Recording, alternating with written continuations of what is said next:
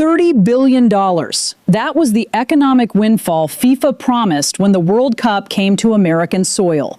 185,000 jobs, hotels fully booked, international tourism surging, international visitors flooding through airports and into stadiums across the country. That projection was released in March of 2025. It assumed millions of soccer fans from around the globe would travel to the United States for what was supposed to be the most inclusive, most protected, most equitable World Cup in history. That assumption was wrong. By January of 2026, just 6 months before the tournament begins, that entire economic forecast had collapsed. International tourism to the United States declined in 2025, not increased. The trend accelerated through the winter. And now, with less than 6 weeks until the opening match in Mexico City, FIFA is actively canceling hotel reservations. In Philadelphia alone, the organizing body has terminated approximately 2,000 reserved rooms. The city is hosting 6 games this summer. 6 games. And FIFA no longer expects enough international fans to fill the hotels they had blocked. This is not a minor adjustment. This is a visible, documented retreat from the promises made less than a year ago. If questions like this one are the kind you find yourself turning over long after the video ends, you are exactly the audience this work is made to explore. Subscribing takes 1 second, and it means the next story finds you. And when you are done here, leave a thought in the comments. The conversation that happens there is often the most interesting part. The collapse began not with economics, but with perception. In March of 2025, the Congressional Research Service was asked to analyze tourism projections. They took Department of Commerce data and created a simple chart. The Trump administration had projected a 6% increase in international visitors for 2025. The actual numbers showed a steady decline. Negative, not close to 6%. Not even close. Senator Chris Van Hollen presented that chart to administration officials and asked the obvious question: if tourism is declining, why would anyone expect the World Cup to reverse that trend? The answer came not from economics, but from something far more visceral. It came from fear. Human Rights Watch, Amnesty International, and 120 civil society groups issued a travel advisory in early 2026. Not a suggestion, not a recommendation, a formal travel advisory warning international visitors about coming to the United States for the World Cup. The advisory did not discuss weather patterns or crime statistics or stadium safety. It addressed the government itself. The document warned of arbitrary denial of entry. It warned of detention. It warned of deportation. It warned of searches of personal devices at border crossings. It warned of what Amnesty International called a human rights emergency unfolding across American cities. And it warned specifically that those at highest risk were immigrants, racial minorities, and LGBTQ travelers. That covers a significant portion of the global soccer fan base. More than 500,000 people were deported from the United States in 2025 alone. That number exceeds the total capacity of MetLife Stadium in New Jersey, which will host the World Cup final. 500,000 people removed, detained, expelled. The scale of immigration enforcement had reached levels that alarmed international human rights organizations enough to issue an official warning against travel. What came next would prove that everything FIFA had assumed about fan attendance was built on a foundation that was already crumbling. The organization had projected a 50-50 split between domestic and international visitors across all host cities.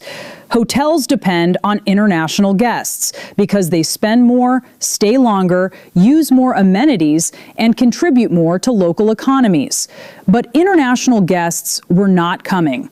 They were reading the travel advisories. They were watching news coverage of immigration raids. They were listening to warnings from organizations like Human Rights Watch, which explicitly stated that the World Cup risked becoming a bonanza for sports washing, using a beloved sporting event to attract positive coverage while concealing serious government abuses. Donald Trump himself had weaponized the World Cup for political purposes, according to the human rights organizations.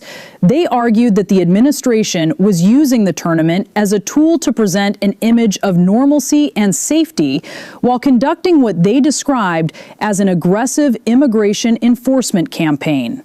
The contradiction was stark. FIFA had promised the first World Cup ever built on a human rights framework. Instead, the United States was conducting mass deportations, restricting travel from certain nations, and creating an environment that felt, according to Amnesty International, like entering a war-torn nation. That single decision set off a chain of events that most observers still have not fully mapped, and the consequences are still unfolding today. Hotels began revising their occupancy projections downward. Ticket sales, which FIFA claimed had sold out quickly, showed a different pattern when examined closely. In February, weeks after supposedly selling out, U.S. fans received emails offering a 48-hour window to purchase World Cup tickets. The tickets were available. They had not sold out. FIFA was selling primarily to domestic customers, and even that was not generating the expected demand. In Philadelphia, the Greater Philadelphia Hotel Association released a statement acknowledging the cancellations. 2,000 rooms gone. The statement attempted optimism, expressing hope that released rooms would be absorbed by strong demand as fans traveled to the city.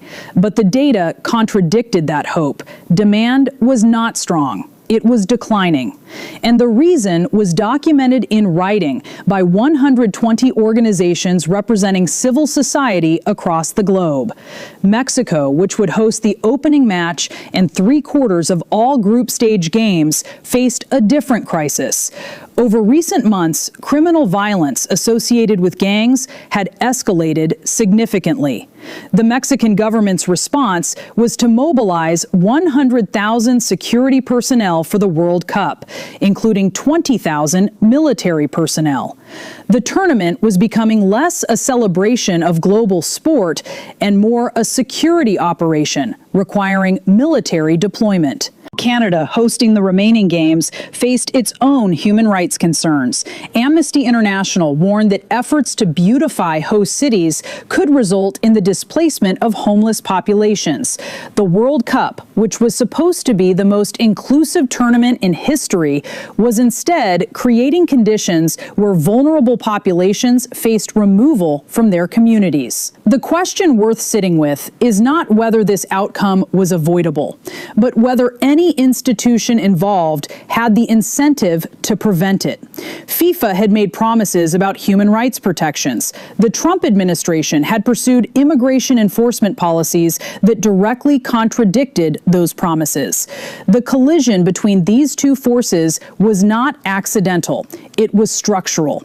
And the result was visible in hotel cancellations, in ticket availability, in travel advisories, and in the perception that the World Cup in America had become something other than what had been promised. What no one in those planning rooms had fully accounted for was that perception, once established, becomes reality in the tourism industry. You cannot project attendance based on what you hope will happen.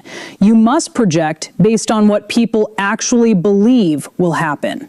And by early 2026, international travelers believed that coming to the United States for the World Cup carried documented risks to their safety, their freedom, and their right to peaceful assembly. That belief, supported by formal warnings from human rights organizations, was enough to collapse the economic projections that had seemed so solid just months earlier. The $30 billion forecast became a cautionary tale about the gap between promises and reality. The 185,000 projected jobs became a question about what the actual number would be. And the World Cup, which was supposed to showcase American hospitality and global unity, instead became a case study in how political choices reshape the perception of an entire nation. Share what you think in the comments.